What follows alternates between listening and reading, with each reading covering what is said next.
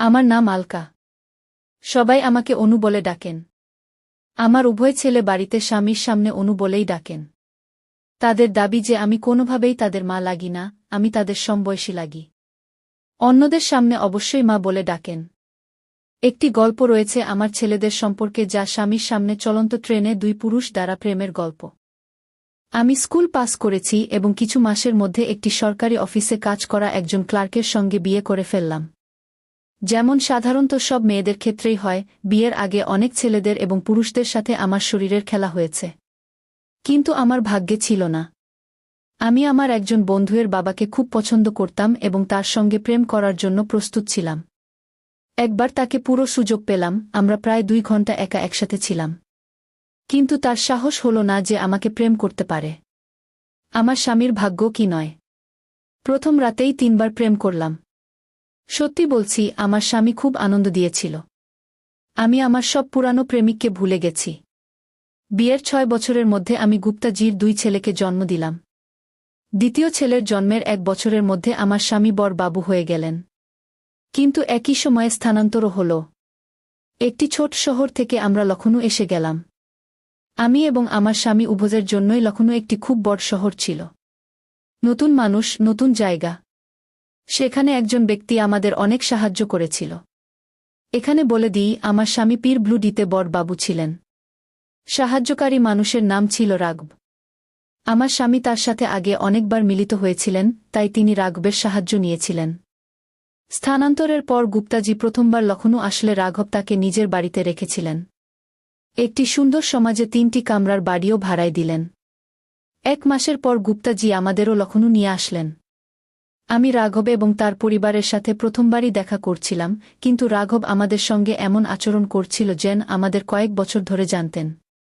তার স্ত্রীর নাম সঙ্গীতা, তিনি আমাকে খুব পছন্দ হলেন। আমি এই বিশ্বাসটি গম্ভীরভাবে নিলাম না যে রাঘবের যুবতী মেয়ে গীত আমার স্বামী দেবের সাথে বেশ মিশে গেছে।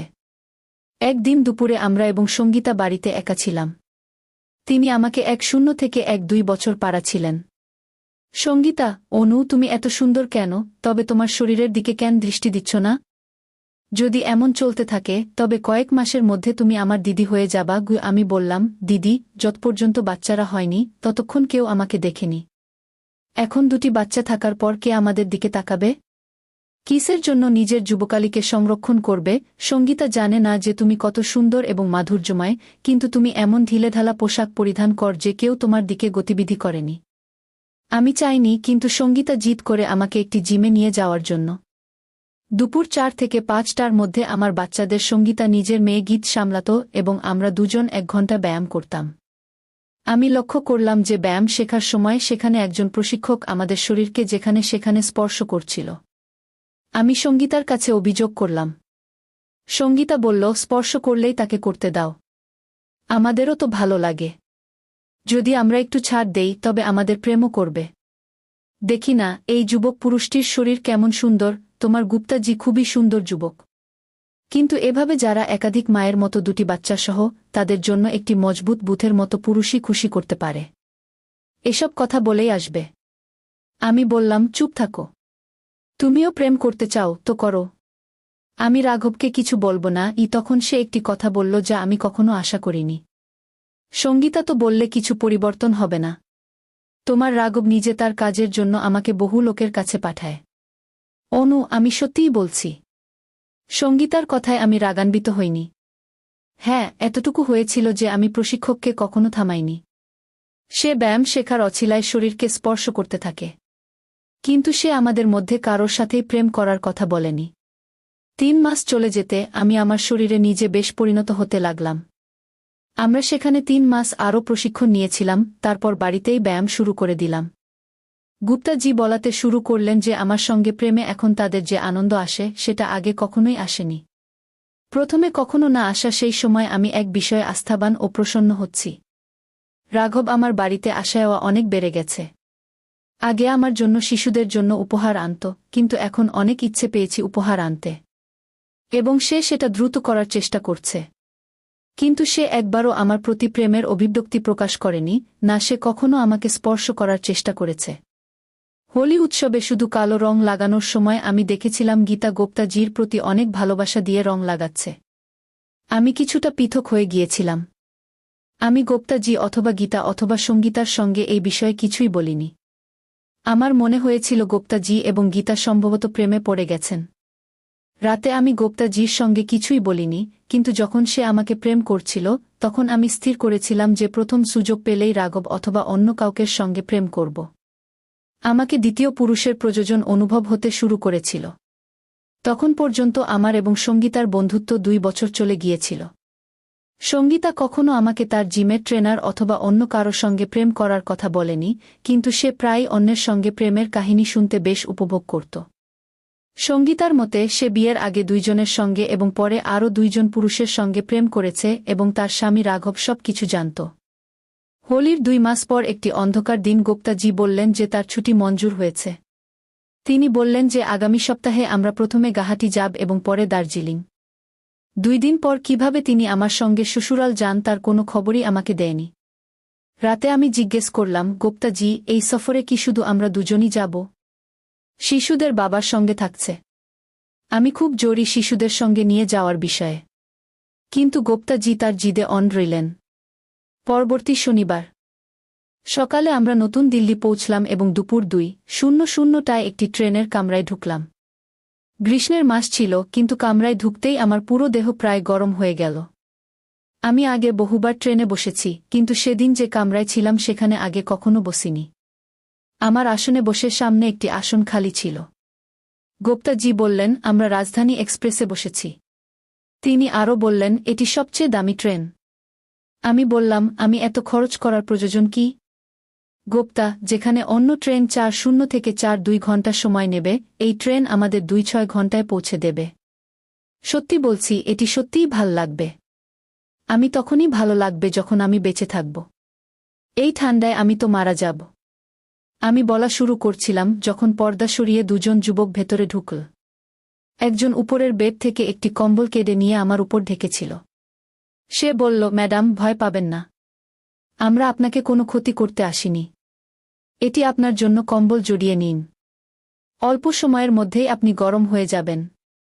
2 যুবক সামনে বসা বিছানায় বসে গেল এবং ট্রেন চলতে শুরু করল। গুপ্তাজি, আপনি 2 জন আরও কিছু সময়ে আসলে আপনার ট্রেন চলে যেত।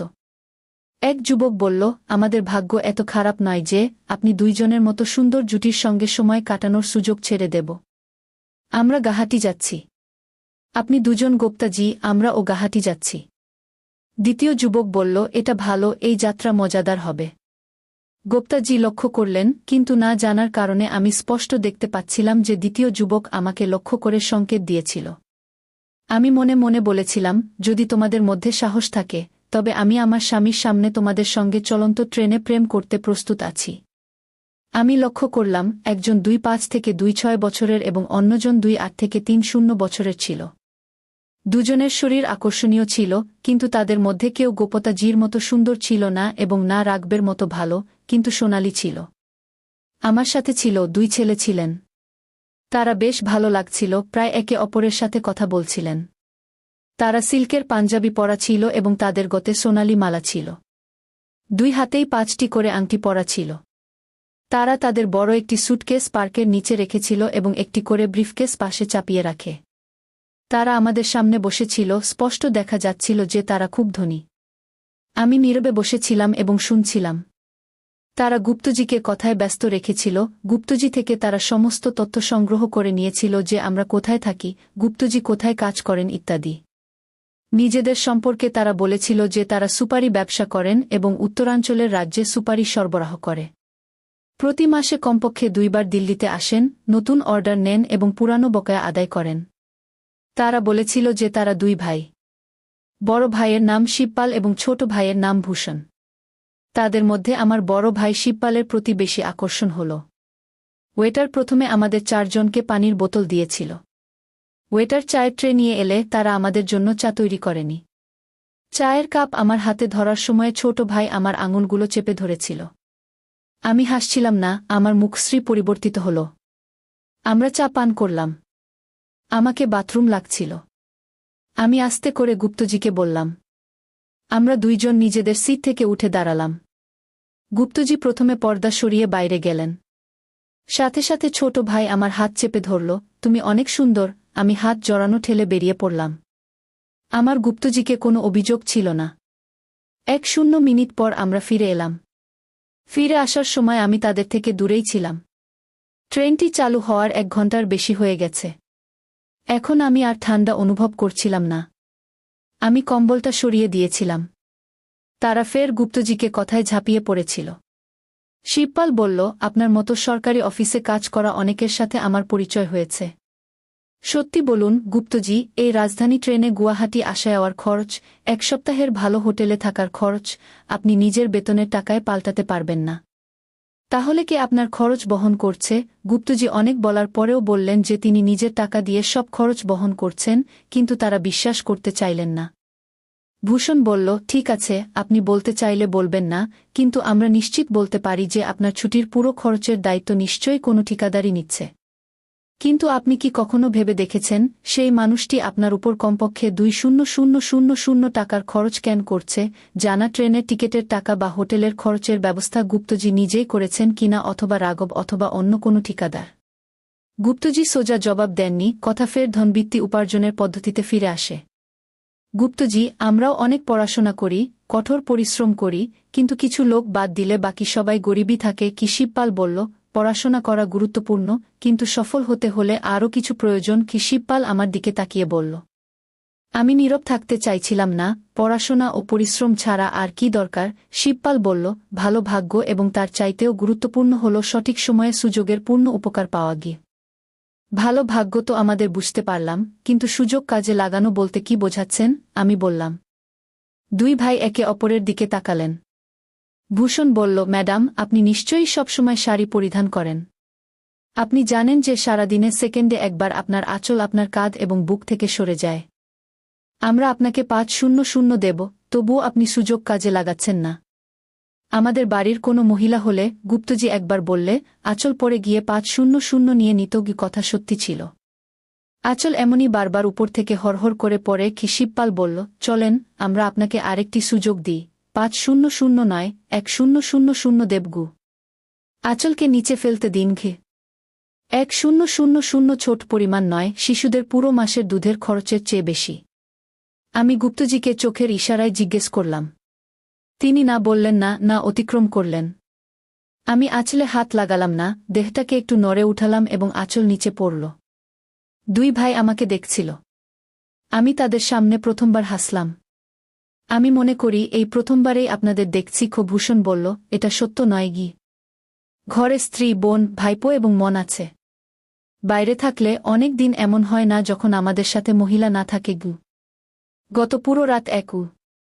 আরও তো আমরা 2 জন ভাইদের সঙ্গে ছিলাম স্টেশনের জন্য বেরোনোর আগে, এমনকি 2 জনের মধ্যে একজন কলেজের ছাত্রীকেও আমরা ভালোবাসা জানিয়েছিলাম। আমি আগে থেকেই সিদ্ধান্ত নিয়ে রেখেছিলাম যে গুপ্তাজি আমাকে ছেড়ে দেন তো দেন, কিন্তু এই 2 জন যদি হিম্মত করে তাহলে আমি চলন্ত ট্রেনের স্বামীর সামনে ভালোবাসা জানিয়ে দেব। শিবপাল আমার হাতে 1000 টাকা রাখল। তারা 2 জন আমাদের সঙ্গে খেলতে শুরু করল।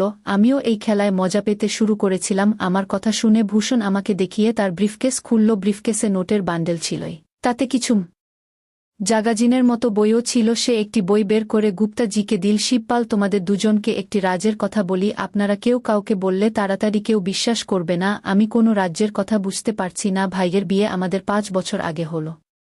যেমন আনুজি আপনাদের দেখে আমরা 2 জনই পাগল হয়ে যাচ্ছি, তেমন করে আমি ভাবিকে দেখে পাগল হয়ে গিয়েছিলাম। পিয়ার বিয়ের 3 বছর আগে থেকে আমরা 2 জনেই মিলে কোনো কাউকে ভালোবাসি। ভূষণকে যে মেয়েটি ভালোবাসা হয়েছে তা একটাই ছিল, কিন্তু সে আমাদের 2 জনকেই খুশি করত। আমাদের মা এবং অন্য মহিলারা অনেক প্রতারণা করেছে, কিন্তু আমরা বলে দিয়েছিলাম যে আমরা আমাদের গৃহবধূকে একসাথে ভালোবাসব। আমরা 2 জন তার কথা শুনছিলাম, কিন্তু মনে হচ্ছিল যে তারা যা বলছে সব মিথ্যা বলছে। শিবপাল, গুপ্তজি, আনু, আপনাদের মুখ দেখে মনে হচ্ছে আপনাদের আমাদের কথা বিশ্বাস হচ্ছে না। হাত কঙ্গনকে আরসি কি, চলুন আপনাদের জন্য হাতি নিয়ে এসেছি। আপনাদের যতদিন থাকতে ইচ্ছা আমাদের সাথে থাকুন। শিবপাল, শুধু আমাদের গৃহবধূই নয়, অন্যদের সাথে থাকবে। 3টি মহিলা এবং আমরা 3 জন পুরুষ। আমি আপনাদের 2 জনকে পাগল দেখছি। বেটার ভিতরে এসে খালি সুপের কাটোরা নিয়ে গেল, কিন্তু কিছু সময় পরে খাবার নিয়ে এল। এক ভাই বেটারকে 200 দিল এবং বেটার আমাদের সবকিছু খাওয়াতে চেয়েছিল। খাওয়ার পরে আমরা আইসক্রিমও খেলাম। আইসক্রিম খাওয়ার পরে আমি কম্বলটা সরিয়ে রেখে দাঁড়িয়ে একা বাইরে বাথরুমে গিয়ে ফিরলাম।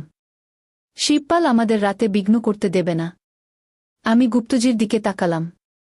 আমি বুঝতে পারলাম যখন আমি বাইরে গিয়েছিলাম তখন নিশ্চয়ই এই দুই ভাই গুপ্তজির সাথে কোনো চুক্তি করেছে। আমার টাকা বা অন্য কিছু দরকার ছিল না। আমার চোখের সামনে গীতার আচরণ বারবার ভাসছিল। শিবপাল, গুপ্তজি গুয়াহাটিতে আপনাদের ঘরেই থাকবেন। গুয়াহাটির থেকে আপনি দার্জিলিং যাবেন, কিন্তু আনু আপনার সাথে যাবে না। আনু আমাদের সাথে থাকবে এবং আপনার সাথে আমাদের বোনও যাবে না। সে আপনার গৃহবধূর মতো থাকবে। ফিরে আসার সময় আনুকে নিয়ে যাবেন। শিবপালের বাড়িতে থাকার কোনো সমস্যা নেই। তিনজন দেখলেন যে আমার শরীরে সাদা ঘন রসের স্তর আছে। তারা তিনজন দেখতে থাকল এবং আমি সবরা ভিতরে নিয়ে নিলাম। আমি হাসলাম। শেষে তিনজন সকাল 5:00টার পর ঘুমালো, কিন্তু আমি ঘুমাতে পারলাম না। আমি ভাবতে থাকলাম, আমি এত বেসন কিভাবে হয়ে গেলাম। অনেক চিন্তা করার পরে ওই ফলাফলেই পৌঁছালাম যে গীতা এবং গুপ্তজির ভালোবাসা তো একটি। আমি নিজেই অনেক বেতাব। ম্যাডাম, চা নেবেন না কফি? হঠাৎ আওয়াজ শুনে আমি দেখলাম রাতের সেই আগন্তুক আবার ও থার্মস নিয়ে দাঁড়িয়েছিল। আমি পাশে দেখলাম শিবপাল এক কম্বল ওড়ানো অবস্থায় ঘুমাচ্ছিল। আমি নিজেও কম্বল দিয়ে ঢেকে রাখছিলাম। আমি কম্বলটা ঝাঁকে ফেললাম। গুয়াহাটি পৌঁছানোর পর শিবপাল আমাকে এবং গুপ্তজিকে তার নিজের বাড়িতে রেখেছিল। গুপ্তজি শিবপালের বোনকে তার গৃহবধূ মনে করে 9 দিন ধরে ভালোবাসা দেখিয়েছিল। রাতে আমাকে ভালোবাসার সময় শিবপাল এবং ভূষণ জিজ্ঞেস করেছে কেন সে সমস্ত টাকা ফেরত দিয়েছে। আমি বললাম, আমি শুধুমাত্র একজন ভালো মানুষ চাই, অর্থ বা দৌলত নয়। 1 দিন পরে বাড়ি ফিরলে আমি বললাম, গুপ্তজি, আমি আপনার গৃহবধূ, আমি কোনো বাজারের পণ্য নই। তাদের যে কোনো টাকা ছিল আমি সেগুলো তাদের ফিরিয়ে দিয়েছি।